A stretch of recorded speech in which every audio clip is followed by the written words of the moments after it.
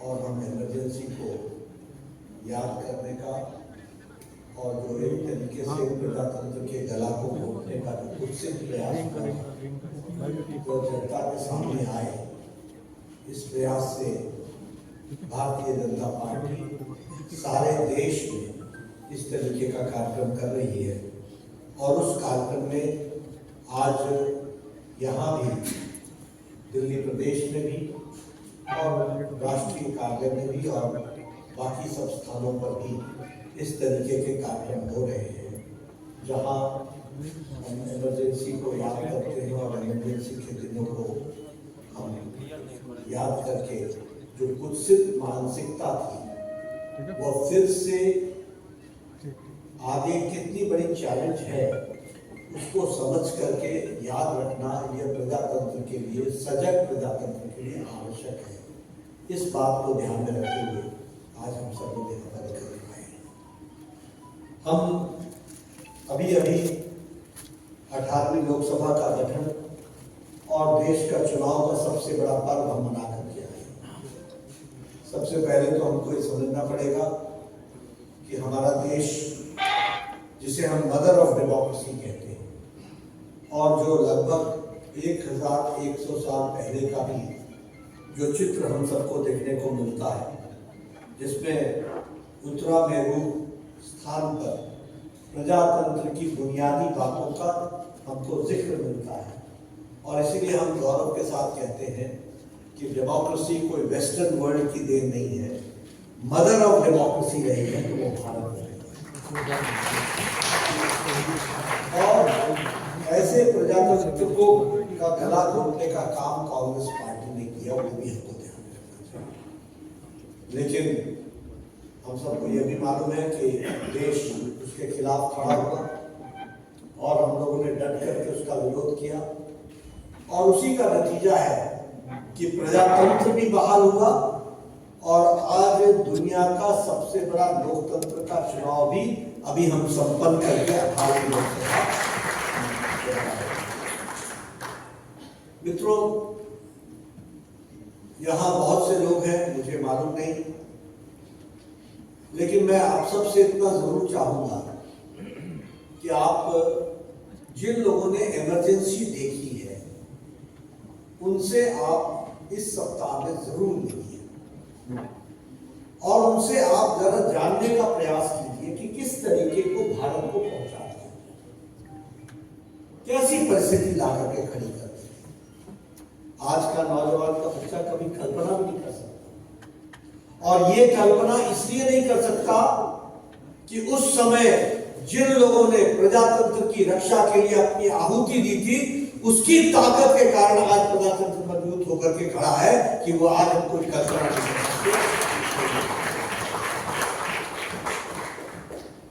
मैं जब इस बात को कहता हूं तो आपको इस बात को भी ध्यान में लाना चाहता हूं कि आज 50 साल हो गए, 50 इयर्स, 50वां साल है जब हमने इमरजेंसी के 2 दिन देखे थे। आप कल्पना नहीं कर सकते, एक रात में 9000 लोगों को उठा लिया गया, एक रात में। और किनको उठाया गया? कोई देश का नेता, प्रमुख नेता बचा नहीं। मोरारजी देसाई, मोहन धारिया, अटल बिहारी वाजपेयी, लाल कृष्ण अडवाणी, ऐसी लंबी श्रृंखला जिनको उसी रात उठा लिया गया और उनको जेल में 1 दिन नहीं, 2 दिन नहीं, 19 महीने से ज्यादा रहना पड़ा। 19 महीने से ज्यादा यह परिस्थिति ला करके खड़ी। और क्या कसूर था? कसूर सिर्फ इतना था कि प्रजातंत्र की मजबूती के लिए और प्रजातंत्र की रक्षा के लिए उन्होंने आवाज उठाई। हम सबको मालूम है, मुझे जहां तक याद पड़ता है, शायद वो 12 जून की तारीख थी जब इलाहाबाद हाई कोर्ट का 1975 में 12 जून को इलाहाबाद हाई कोर्ट का फैसला, और उस इलाहाबाद के हाई कोर्ट के फैसले के कारण प्रधानमंत्री उस समय इंदिरा गांधी थी, उनका चुनाव निरस्त हुआ वो अनफेयर मीन्स से चुनाव लड़ रही थी। ये इलाहाबाद हाईकोर्ट का जजमेंट था।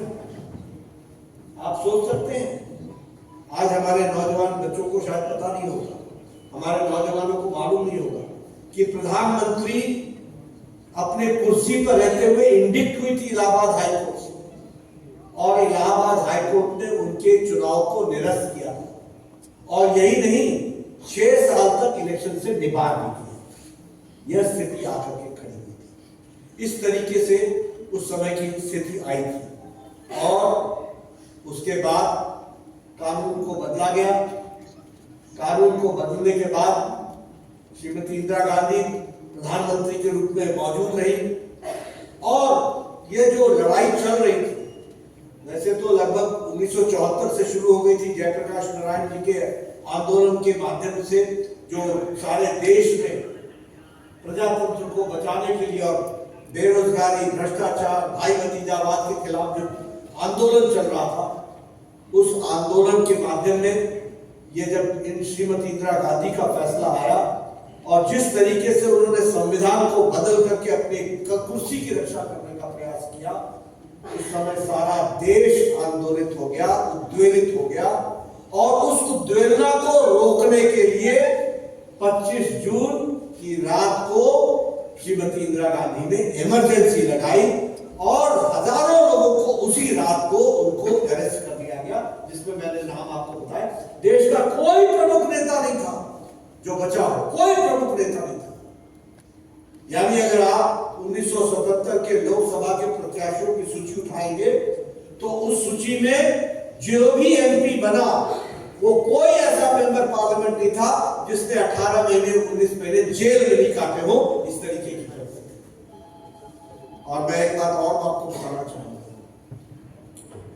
और इसीलिए हम कहते हैं कि जब रक्षा करने की बात की जाती है देश के, तो हमारे स्वयंसेवक, हमारे राष्ट्रीय स्वयंसेवक संघ के लोगों ने भी उस समय पूरा अपना योगदान किया।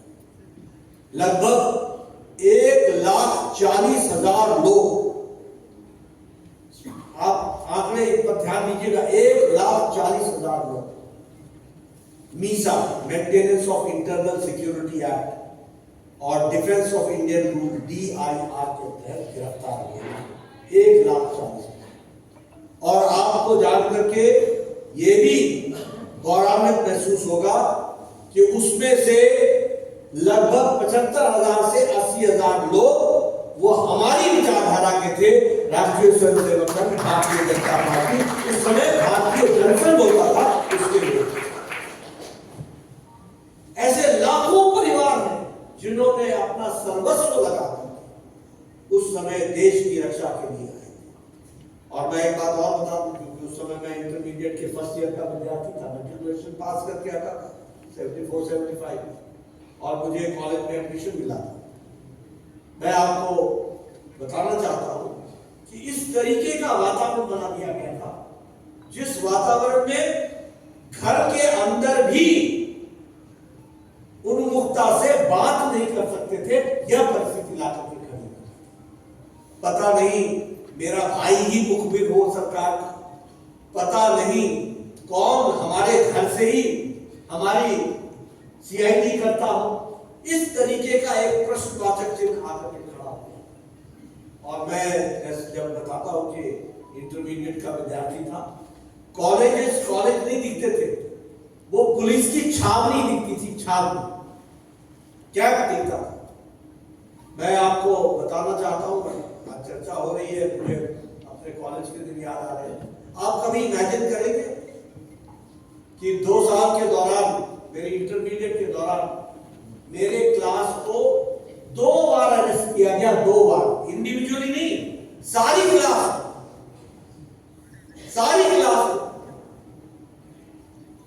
और सिर्फ दोष क्या था? इनकलाब जिंदाबाद, ये नारा हमारे क्लास में। सारी क्लास को उठा करके ट्रकों में बैठा करके बॉर्डर सिक्योरिटी फोर्स और CRPF के ट्रकों में बैठा करके जेल में डालने का काम। 2 बार ये मैंने अपनी आंखों से देखा। हमें एक बार नहीं, अनेकों बार कॉलेज के प्लेग्राउंड से उठाकर, और हमें ही नहीं, सारी क्रिकेट की टीम को, सारी फुटबॉल की टीम को, सबको उठा करके दूर जाकर के किसी अनजान जगह पर छोड़ने का काम ये हमारे कॉलेज के बच्चों के साथ होता है, जिनका जो सिर्फ अपने जोश में नौजवानी में इनकलाब जिंदाबाद का नारा लगाते थे, जयप्रकाश नारायण जिंदाबाद का नारा लगाते थे, इस पर इस तरीके की परिस्थिति ला करके खड़ी। और जैसा मैंने कहा कि 1,40,000 लोग और उसमें से ज्यादातर लोग हमारी विचारधारा के थे जिनको अरेस्ट किया गया, लेकिन एक भी नहीं टूटा, एक भी हर दिन सत्याग्रह हो रहे थे, हर दिन सत्याग्रह।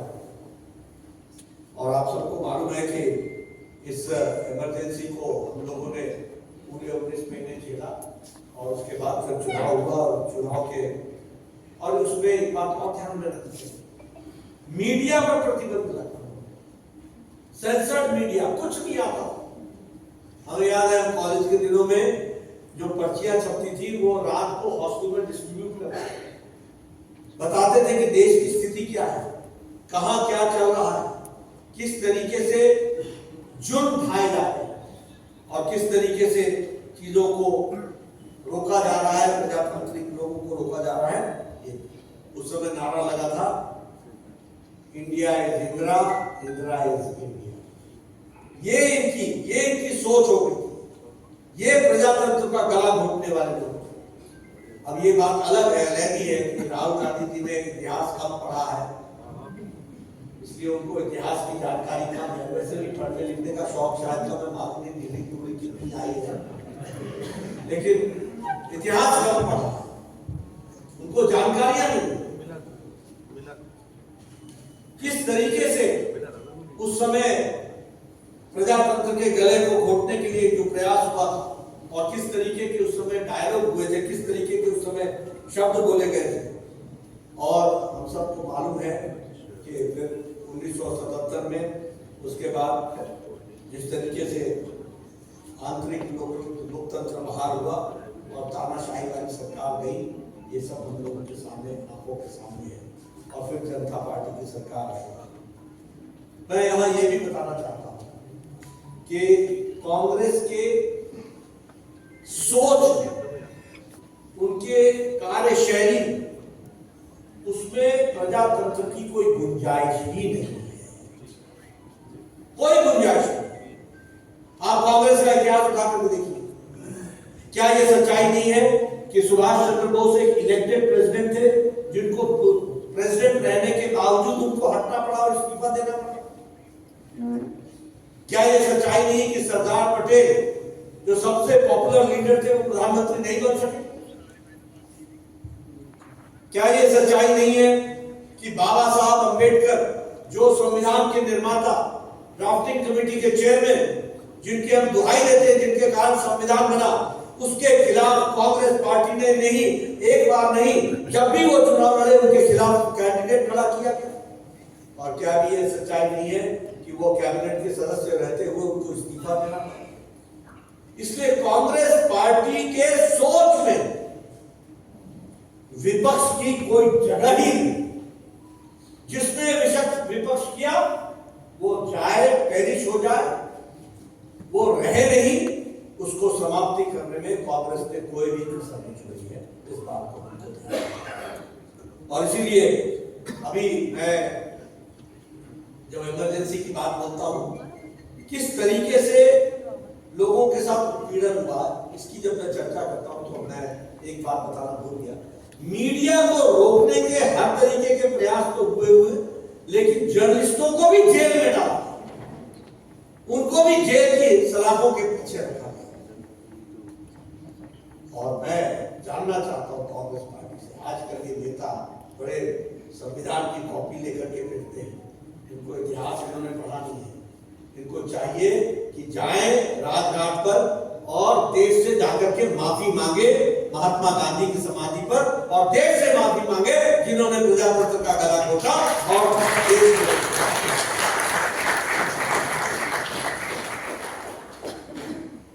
किस तरीके के वातावरण को लाकर के इन्होंने खड़ा किया, ये सब हम सबके ध्यान में।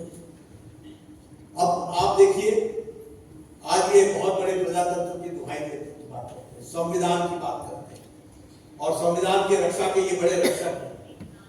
कांग्रेस पार्टी ने 90 बार चुनी हुई सरकारों को गिराया है, 90 टाइम्स। ये प्रजातंत्र की रक्षा करेंगे। 90 बार चुनी हुई सरकारें गिराई। मैं यहां ये भी आपको बताना चाहता हूं, श्रीमती इंदिरा गांधी के खिलाफ 1973 में पहली बार श्रीमती इंदिरा गांधी ने चीफ जस्टिस को सुपरसीड करके और वहां पर जस्टिस सेजन जो सीनियर मोस्ट जज थे उनको सुपरसीड करके एयर ग्रे को जस्टिस बनाया। जिस जस्टिस खन्ना ने अपना नोट ऑफ डाइसेंट दिया था, उस समय जब कोर्ट का जजमेंट आ रहा था, उस जस्टिस खन्ना को डाइसेंट देने के कारण उसको भी सुपरसीड करके जस्टिस बेग ने सुपरसीड किया जस्टिस खन्ना को और उनको सुप्रीम कोर्ट का सीजे बनाया गया। ये भी हम सबके ध्यान में। 1986 में शाहबानो केस, ये सेक्युलरिज्म की बात बोलते हैं, ये धर्मनिरपेक्षता, ये स्यूडो सेक्युलरिज्म का उदाहरण है कि सुप्रीम कोर्ट ने कहा कि शाहबानो को उसके मेंटेनेंस के लिए और तलाक के बाद उसको रियायत मिलनी चाहिए, उसको कंपनसेशन मिलना चाहिए, उसको फायदा मिलना चाहिए। राजीव गांधी 21वीं शताब्दी की ओर देखने वाले नेता राजीव गांधी ने संविधान में संशोधन करके वह अधिकार देने से रोकने का काम किया, तो इन्होंने किया। ये सेक्युलरिज्म की दुहाई देते हैं। ये सबका साथ, सबका विकास, सबका विश्वास, जिस बात को प्रधानमंत्री मोदी जी लिखकर के चल रहे हैं, उसके लेटर ऑफ स्पिरिट के खिलाफ भी खड़े हुए, ये भी हमको ध्यान में रखना चाहिए। और उसी तरीके से अगर हम कहें इस दृष्टि से, तो एक नहीं अनेकों उदाहरण हैं। अभी आप देखिए, ये जो हमारे रिलीजियस डिस्क्रिमिनेशन आरटीए का एक्ट जो लेकर के आए, जिस रिलीजियस डिस्क्रिमिनेशन के तहत माइनॉरिटी इंस्टीट्यूशंस को सब तरीके की सुविधाएं दी गई और जो मेजॉरिटी इंस्टीट्यूशंस थे उनको, जो भी एडेड और अनएडेड स्कूल्स थे, उनके साथ दोहरा करने का काम किया। ये हम सबके ध्यान में है। और उसी तरीके से अपनी ही सरकार का 2013 में चुनी हुई सरकार कैबिनेट का ऑर्डिनेंस, उसको फाड़ने का काम किसी और ने नहीं किया, ये शहजादा राहुल गांधी ने किया। ये प्रजातंत्र की दुहाई देने वाले अपनी चुनी हुई सरकार इस तरीके की स्थितियां ला करके खड़ी की। मैं यहां ये भी बताना चाहता हूं कि प्रजातंत्र, मतलब मैं अगर आप कहिए तो मैं हमेशा एक बात कहूंगा, रस्सी जल गई है, बल नहीं है। जनता ने नीचे लगा दिया, लेकिन अड़ नहीं गई, अड़ नहीं। आप देखिए जिस तरीके की भाषा और जिस तरीके से ये चर्चाएं करते हैं, वो भी हम सबके बात को ध्यान में है। न संसदीय मर्यादाओं का ध्यान में रखते हैं और न ही संसदीय शब्दावली का ध्यान में रखते हैं। आज चर्चा करते हुए कहा, अब आप बताइए, आज दिन तक कभी भी लोकसभा के स्पीकर का चुनाव कंडीशनल होता है क्या? कंडीशन के साथ होता है क्या? डिप्टी स्पीकर तय करो तब हम स्पीकर में तुम्हारे को मदद करेंगे। और ये कौन कह रहे हैं? ये वो लोग कह रहे हैं जिन्होंने कांग्रेस की सरकार में तेलंगाना में स्पीकर भी अपना बनाया है और डिप्टी स्पीकर भी अपना बनाया है। ये चर्चा करने बैठे। कर्नाटक में इनका ही स्पीकर, इनका ही डिप्टी स्पीकर। ममता प्रजातंत्र की बात होती है। वेस्ट बंगाल में इनका ही स्पीकर, इनका ही डिप्टी स्पीकर। तमिलनाडु में डीएमके का इनका ही स्पीकर, इनका ही डिप्टी स्पीकर। केरला में इनका ही स्पीकर, इनका ही डिप्टी स्पीकर कांग्रेस पार्टी का। ये हाथी के दांत दिखाने की और खाने की और। ये ऐसे लोग हैं जो हिपोक्रेसी में जीते हैं, ये दोहरे मापदंड में जीते हैं। और इस तरीके की आपको इनकी मानसिकता के बारे में ध्यान में तो आया ही हो। जब आज हम इमरजेंसी को याद कर रहे हैं, काला दिन को, तो याद रखना इनके मन में यही विचार है और वो एक ही विचार है, मेरी मानो नहीं तो हम तुम्हारे साथ जो व्यवहार करेंगे वो भी आप सबके साथ। मित्रों, मैं चाहूंगा कि आप सबके माध्यम से इमरजेंसी की याद को ताजा करते हुए इनके जो षड्यंत्र थे और इन्होंने जिस तरीके से प्रजातंत्र का गला घोटा, और एक बार नहीं, ये बात करते हैं इंस्टीट्यूशंस की, जिन्होंने एक समय में सुप्रीम कोर्ट जैसे इंस्टीट्यूशन को अपने गिरफ्त में लेने का प्रयास किया, वो इंस्टीट्यूशंस की बात करते हैं। मैं वही तो कह रहा हूं कि स्पोर्ट्स कोटे में आकर के कॉलेज में एडमिशन हो जाए तो अच्छा छात्र नहीं हो जाते।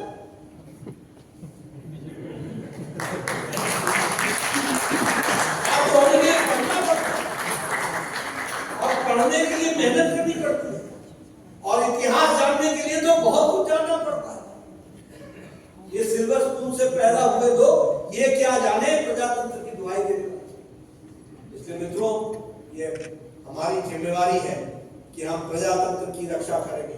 आप बताइए, प्रधानमंत्री मोदी जी के नेतृत्व में 10 साल सरकार चली है, सिवाय जम्मू कश्मीर को, और उसमें भी प्रधानमंत्री मोदी जी ने पार्लियामेंट में कहा था, गृह मंत्री जी ने कहा था कि वहां पर फिर से रिस्टोर होगा और डेमोक्रेसी में वहां पर चुनाव होगा, और अभी भी श्रीनगर में बोल कर है। कोई राष्ट्रपति शासन लगा है क्या? कहीं लगा है क्या? ये प्रजातंत्र के मूल्यों के लिए जीना पड़ता है। हमें मालूम है कि बिहार में लालू सरकार ने क्या क्या उपद्रव किए। हमें मालूम है कि वेस्ट बंगाल में आज किस तरीके से प्रजातंत्र का गला घोटा जा रहा है, किस तरीके से बांग्लादेशी घुसपैठियों को पनाह दी जा रही है। हमें मालूम है कि किस तरीके से वहां के प्रजातंत्र को हर तरीके से नुकसान पहुंचाने की कोशिश की जा रही है। लेकिन हम उन लोगों में से हैं जो प्रजातंत्र की लड़ाई प्रजातंत्र की ताकत से लड़ते हैं। इस बात को ये वो लोग जो हर तरीके से षड्यंत्र करके प्रजातंत्र को कुत्सित करने का, गला काटने का, और इसीलिए हम ये चाहेंगे कि आप सारी बातों को जनता के बीच में ले जाएं। हमारे एक सप्ताह ये कार्यक्रम चलने वाला है, जिसमें हम जन जन तक इनकी काली करतूतें, इनके गैर प्रजातांत्रिक मंसूबे, इनके गैर प्रजातांत्रिक तरीके से किए गए कार्यों को जनता के सामने रखेंगे, और इनका जो असली चेहरा है उसको हम सामने उठाकर करेंगे। और ये जो मुखौटा लेकर के घूम रहे हैं प्रजातंत्र का, और ये जो संविधान के रक्षक बनकर के घूम रहे हैं, जिन्होंने संविधान की एक बार नहीं अनेकों बार अनदेखी भी की है और निरादर भी किया है, इसको जनता के सामने ले जाएंगे। ये हम आपके सामने बताएंगे। बात को बहुत गौर से सुना है, इसलिए आप सबका बहुत बहुत धन्यवाद। आगे ये कार्यक्रम चलेंगे इन्हीं शब्दों के साथ।